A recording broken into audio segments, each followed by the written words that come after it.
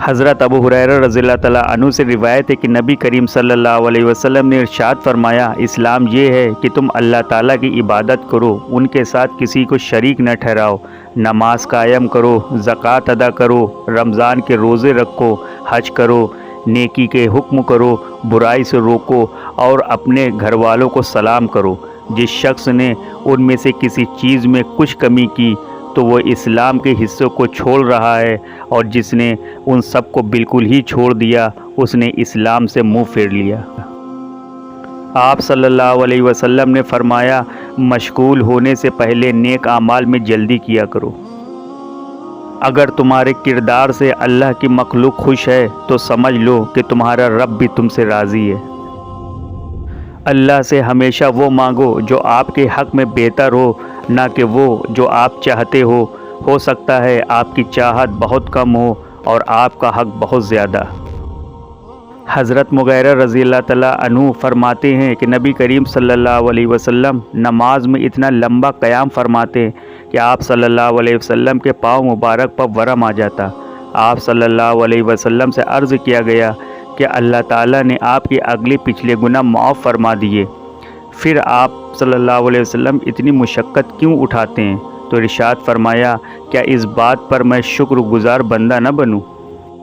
کبھی کسی کی مجبوریوں پر مت ہنسو، کیونکہ مجبوریاں کوئی خرید کر نہیں لاتا۔ ڈرو وقت کی مار سے، کیونکہ برا وقت کسی کو بتا کر نہیں آتا۔ کسی کو حقیر اور کمزور نہ سمجھو، کیونکہ راستے میں چھوٹا پتھر بھی آپ کو منہ کے بل گرا سکتا ہے۔ رسول اللہ صلی اللہ علیہ وسلم نے فرمایا، اگر انسان کے پاس مال و دولت کے 2 باغ ہوں تو وہ تیسرے کی خواہش کرے گا، اور انسان کے پیٹ کو تو قبر کی مٹی ہی بھرے گی۔ نماز کی پابندی کرنے والا شخص کبھی خود کو اکیلے محسوس نہیں کرتا، کیونکہ وہ ہمیشہ اللہ کے سائے میں رہتا ہے۔ ہمارے فیصلے سے اوپر بھی ایک فیصلہ ہوتا ہے، اور وہ اللہ کا فیصلہ ہوتا ہے، اور اس سے بہتر ہمارے لیے کوئی بھی فیصلہ ہو ہی نہیں سکتا۔ جب کہنے کو تو ہے مسلمان، جنت کا شوق، لیکن جہنم کا خوف بالکل نہیں۔ ہزاروں سوچیں الجھا دیتی ہیں مجھے، اور ایک سجدہ سلجھا دیتا ہے سب۔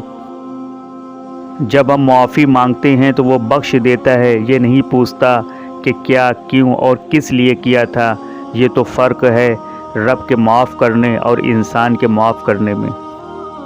انسان کی سب سے بڑی ہجرت گناہوں سے نیکی کی طرف ہجرت کرنا ہے۔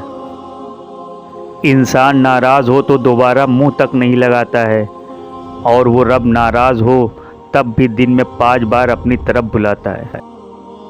مایوسی کفر ہے، اور اللہ کی رحمت سے کبھی مایوس نہ ہو۔ بے شک اللہ کی رحمت سے وہی لوگ مایوس ہوتے ہیں جو کافر ہیں۔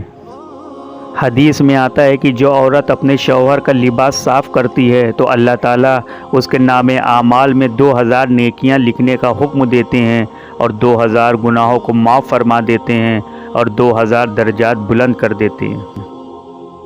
نبی کریم صلی اللہ علیہ وسلم نے ارشاد فرمایا، جو وضو کے بعد کلمہ طیبہ شہادت پڑھے اس کے لیے جنت کے 8 دروازے کھول دیے جاتے ہیں۔ میرے لیے محبت وہ نہیں ہوتی جو آپ کو خدا سے غافل کر دے، میرے لیے محبت وہ ہے جو آپ کو خدا کے اور قریب کر دے۔ جب بھی کسی کو دعا دو تو اچھے اور دل سے دینا، کیونکہ وہ دعا پہلے آپ کے اپنے حق میں قبول ہوتی ہے۔ ہوائیں اگر موسم کا رخ بدل سکتی ہیں تو دعائیں بھی مصیبت کے پل بدل سکتی ہیں۔ بہت سکون ملتا ہے آپ کے